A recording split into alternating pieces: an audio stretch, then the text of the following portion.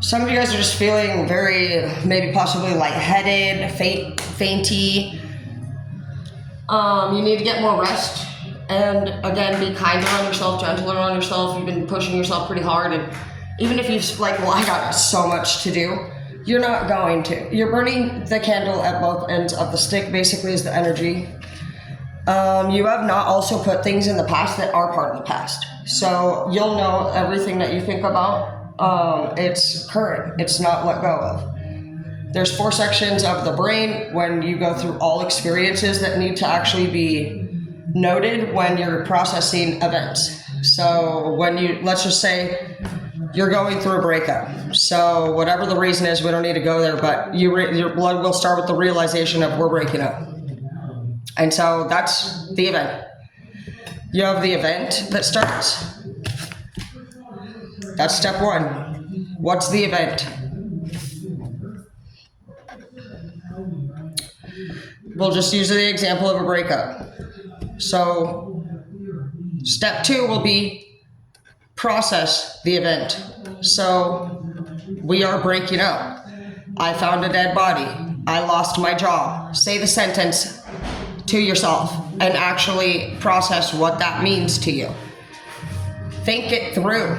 I lost my job. Tomorrow I'm going to have to update my resume. Whatever plan of action. The process step needs a plan of action and it needs a deadline. And it's on top of the way that you feel in that moment. And so make sure that you're going through those steps. And then the step 3 will be accept it. I lost my job, that's okay. But I have an interview set up on this day, and my plan of action is to be accountable. Maybe you were somebody that kept coming in late, maybe you were calling out, maybe you got a fight with a leader, whatever it is, but you, in that plan of action, you're also gonna need to make sure that you're accountable, you're not blaming people, and that you just know that you're an individual. And even if somebody's disrespecting us, we still have the choice to respect ourselves, to set a boundary, to be mature. We know that there's a protocol that we can follow always, and basically it's the lack of emotional stability most of the time. We get lippy. We basically are deemed emotionally unstable in the event of our central nervous system taking over when we panic and get upset. And I can't really think of really hardly anything that I'm not accountable for doing in some way. Even if somebody snitched us off, even if somebody made us mad, we all see the red flags the moment we see them. And we just, whatever age we are or how many lovers we've had or experiences prior, we do put effort in. And so don't be hard on yourself that you put, it's not wasted time. Somebody feels like they wasted time because things didn't work out. Honey, things are gonna always keep going away. It's a tangible thing. Anything that we can see or touch at all times, one will fade before the other in whatever way. You're either going to grow apart and quit acting like you've lived your whole life actually enjoying it. If you didn't have to feel the pain or basically rebuild your life after this event failed, you wouldn't care if it failed. That's why we're here today. You're not having problems with people for no reason. 2 people have to be mature. That's why working in teams of 2 is hard. Somebody's not looking at the bigger picture. Somebody wants like instant gratification. You want things to be better right now, but there's work that has to be done. There's so much work. We got to figure out, how did you get here? So on the 3rd step, you accept that you're here. And like I said, you have to be accountable. You can't be blaming.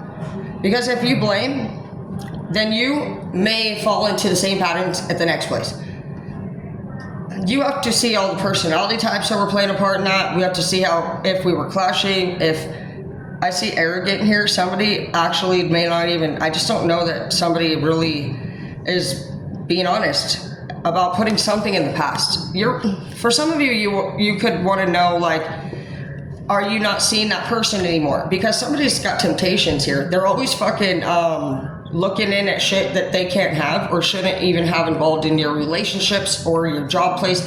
And I also feel like somebody's been wanting to know if they were going to get promoted, and I feel like your manager's been dicking you around and you haven't been getting a raise They may not be setting up meetings with you. You're not getting calls back if you're waiting on a phone call. It's just frustrating to you. And this is that moment where you're getting that, you're processing this. You're processing where you're at and the results that you're having and in which pace they are coming. It's not satisfying you. And so I feel like there's a third party delay in your path that you need to just be stronger in yourself and have your plan of action always. And just like, instead of making it to where everything this person says or does affects how your day goes, you need to just maybe delegate a time during your week or every few days to spend with them.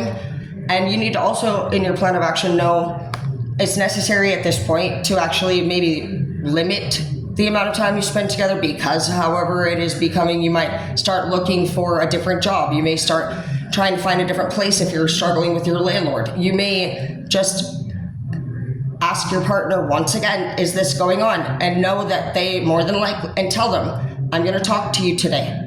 And I would appreciate it if we could get to the point and don't interrupt me. You know, maybe they interrupt, but like, you need to come into whatever conversation that you are having and just know that the results prior to this is always how they've been. So stop expecting them to say what you already, for one, know is true.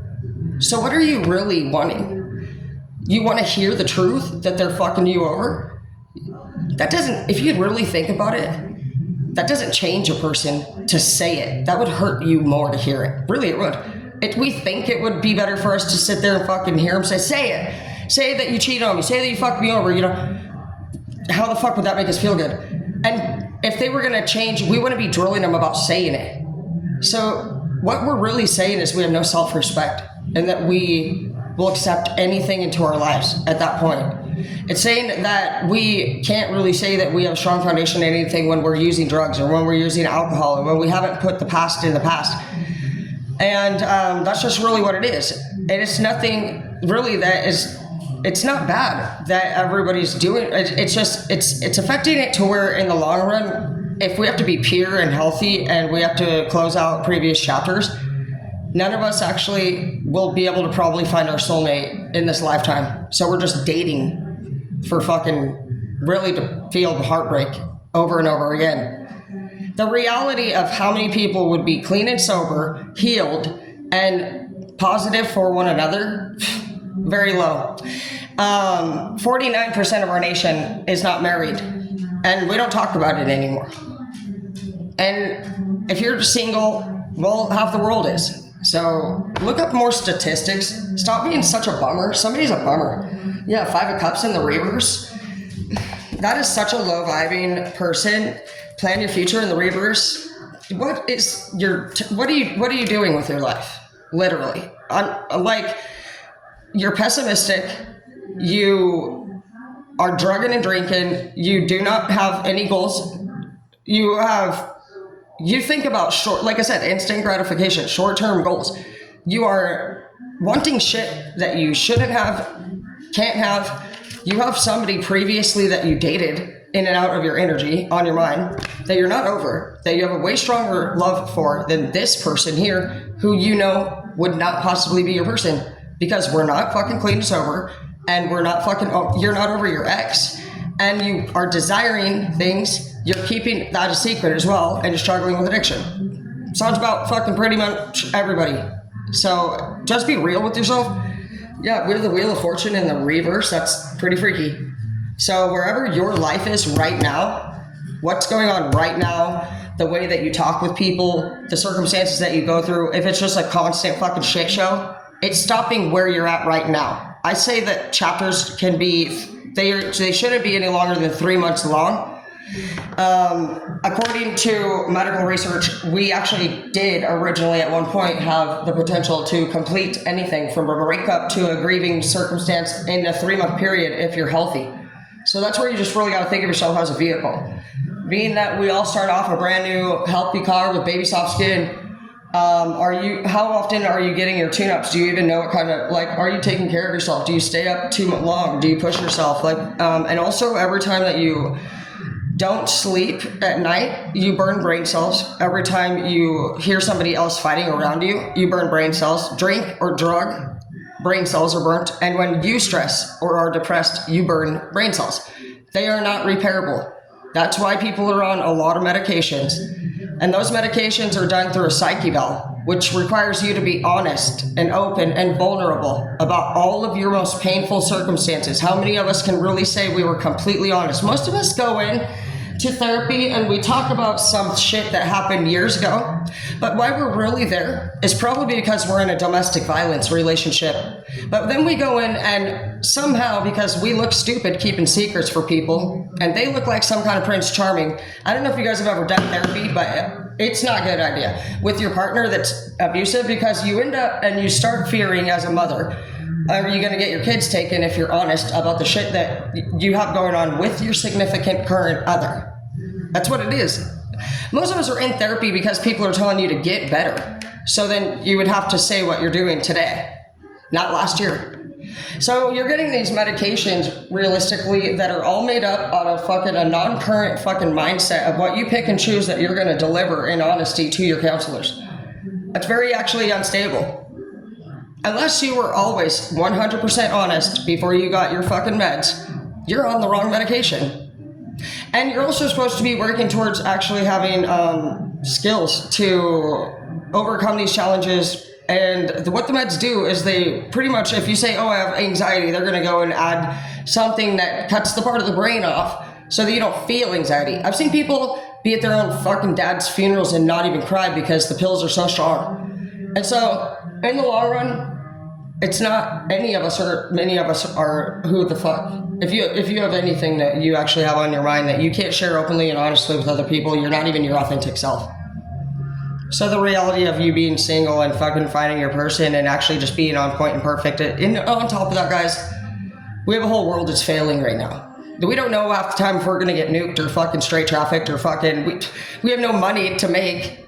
So what we probably need to do is just be honest. Let's start with being honest and see what we've got to work with here. And so I hope this channel helps you guys, because there's nothing wrong with any of you.